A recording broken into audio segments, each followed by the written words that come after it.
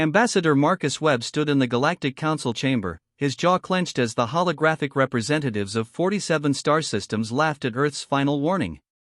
The ornate chamber, suspended in the void between dimensions, echoed with their derision. Holding back? High Chancellor Vrax of the Krellian Dominion's mandibles clicked in amusement, his towering insectoid form shimmering through the hologram. Your species has been in the galactic community for barely 20 cycles.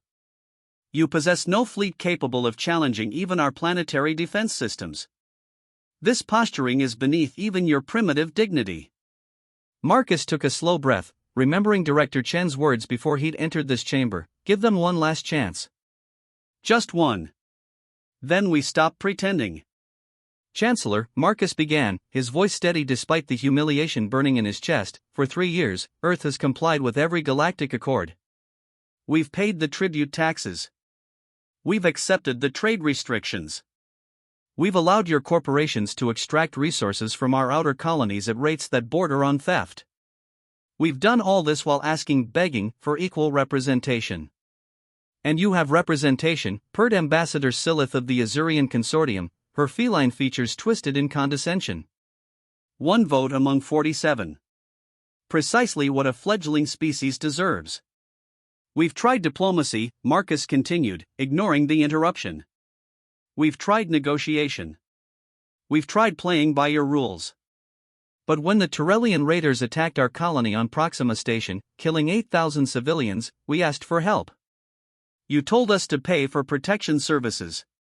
When we discovered the raiders were being armed by Krellian weapons manufacturers, we brought evidence. You buried it in committee. Your point, human? Vrax's tone dripped with impatience. My point is that Earth has been showing restraint. Not weakness. Restraint. Marcus pulled out a data crystal, its surface glinting under the chamber's ethereal light. This contains 3 years of documentation. Every insult. Every exploitative contract. Every act of aggression we've absorbed without retaliation. And more importantly, it contains what we've been holding back. He placed the crystal on the Council's central pedestal. Holographic data exploded into the chamber, technical specifications, tactical assessments, and historical records that made several ambassadors lean forward with sudden interest. Impossible, whispered Councillor Thane of the Viridian Alliance, his crystalline form pulsing with agitation. These weapon specifications, this technology, how? Did you really think, Marcus asked quietly, that a species capable of splitting the atom before achieving spaceflight was going to remain docile forever? Did you honestly believe that the same species that created artificial intelligence, quantum computers, and genetic engineering in less than a century wouldn't notice? When you were cheating us?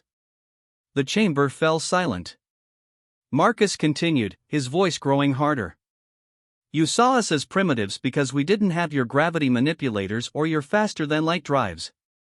You assumed that because we asked nicely, we were weak. You were wrong on both counts. He activated another file. Holographic footage showed Earth's moon, its far side, where massive shipyards sprawled across the lunar surface. Hundreds of vessels, sleek, deadly, and unlike anything in the galactic registry, sat in formation. For 3 years, while you've been laughing at our ambassadors and bleeding our colonies dry, Earth has been building.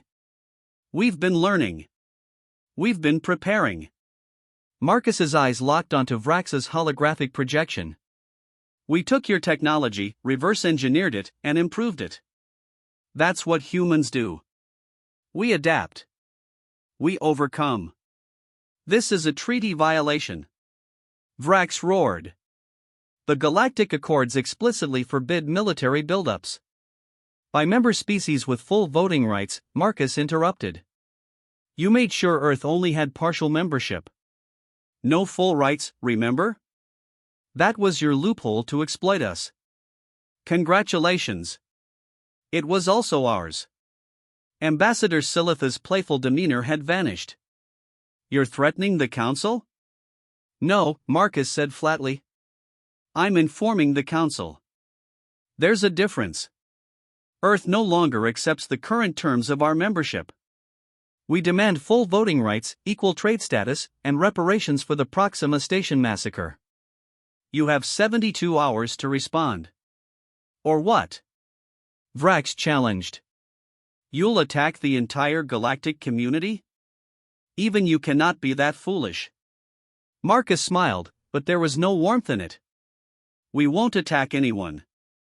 We'll simply stop holding back. We'll start competing.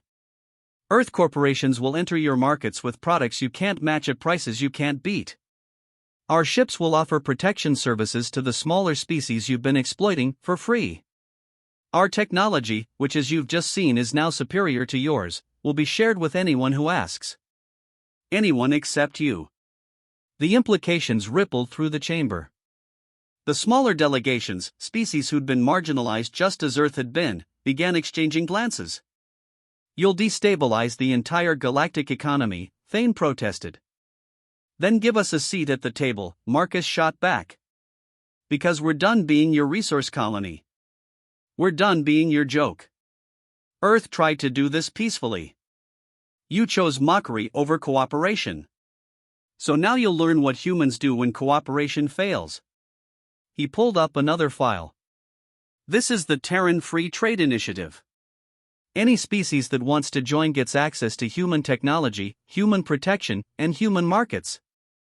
No exploitation. No tribute taxes. No bullying. Just honest partnership. Already, Marcus could see smaller delegations accessing the document, their holographic forms huddling in excited conversation.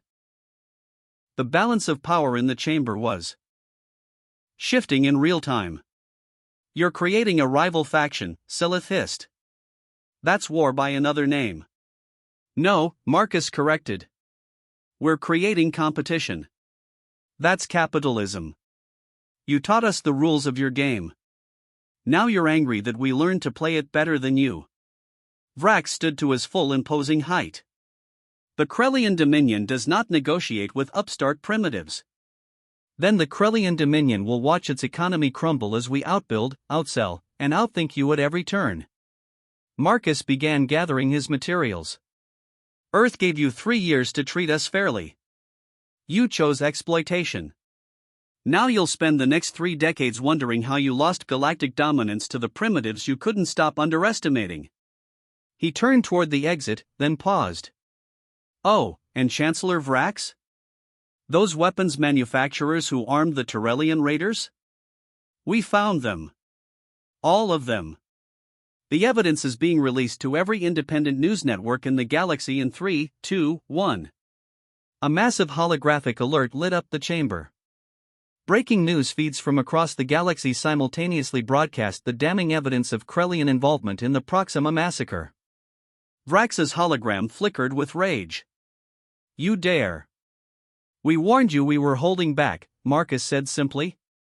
You didn't listen. Now you'll learn.